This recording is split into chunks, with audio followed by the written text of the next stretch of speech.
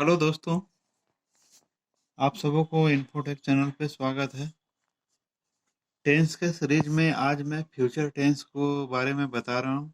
इससे पहले मैं प्रेजेंट और पास्ट का बता चुका हूँ। फ्यूचर टेंस के चारों जो है उसके सब पार्ट, उसका मैं कंपेयर करूँगा। सब पार्ट क्या होते हैं? सिंपल फ्यूचर टेंस हो गया, फ्यूचर कंटिन्यूअस टेंस हो गया, और future perfect, next future perfect continuous tense.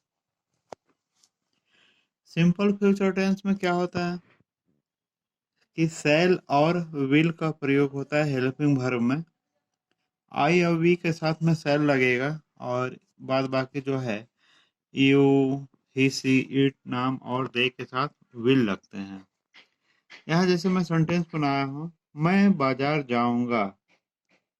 I shell go to market. यहाँ वर्ब का फर्स्ट रूप रहेंगे, और इसी का कंटिन्यूअस में हो जाएंगे विल बी, शैल बी। आई और वी के साथ शैल बी लगेगा, और ही, सी, इट और नाम और यू और दे जितना भी बाद बाकी है सबके साथ विल बी लगेंगे। तो वह शहर जा रहा होगा, इसका हो जाएगी he will be going to town या सिटी। सेम फ्यूचर परफेक्ट टेंस में गया होगा, गई होगी, इसका हिंदी का वाक्य में पहचानेंगे, जिससे वह दिल्ली गया होगा, तो इसके लग जाएंगे। अभी तक क्या था? सिंपल में शैल और बिल का प्रयोग हो रहा था, कंटिन्यूअस में शैल बी, विल बी, और परफेक्ट टेंस में लग जाएंगे शैल हैव और विल हैव है। सेम वही है इसके नियम, आई और वी के साथ शैल हैव, और नेक्स्ट सभी के साथ you, they, he, C, it और नाम के साथ विल हैव। इस प्रकार हो जाएंगे ही विल हैव। अब इसमें वर्ब का थर्ड रूप आ गया, गोन टू दिल्ली, क्योंकि सभी परफेक्ट में वर्ब का थर्ड रूप ही रहते हैं। परफेक्ट कंटिन्यूअस टेंस में वे लोग मुंबई 2 दिनों से जा रहे होंगे। इसमें एक समय सूचक हमेशा की तरह मैं बता रहा हूँ, कुछ टाइम रहेगा, 2 दिनों से, सुबह से, 1 साल से, 5 साल से रह रहे होंगे, इस टाइप का। वे लोग मुंबई 2 दिनों से जा रहे होंगे, तो दे। अब इसमें हेल्पिंग वर्ब लग जाएंगे will have, will have been going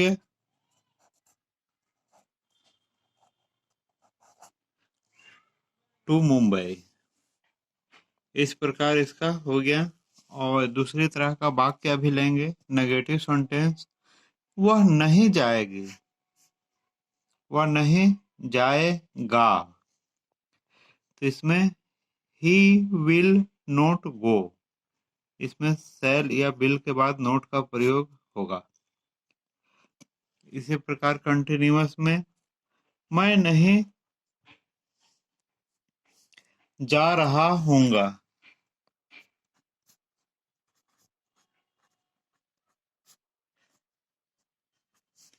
तो I shall not be going, shall be के बीच में नोट लग गया।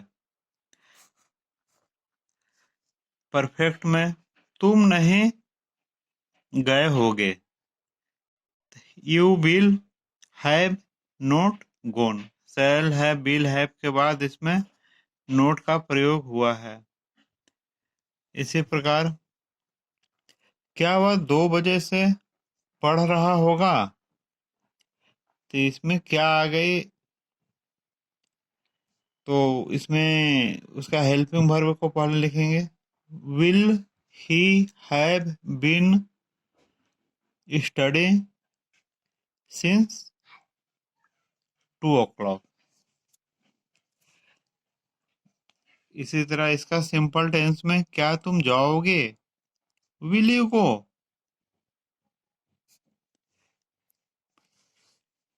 कंटिन्यूअस में क्या हुआ, जा रहा होगा, विल ही बी गोइंग। क्या वह गया होगा? Will he have gone. क्या वह 2 बजे से पढ़ रहा होगा? Will he have been studying since 2 o'clock।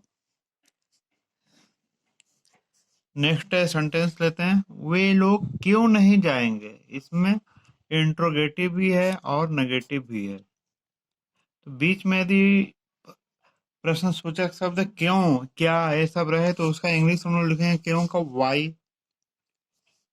Why they will, नहीं भी है नोट गो।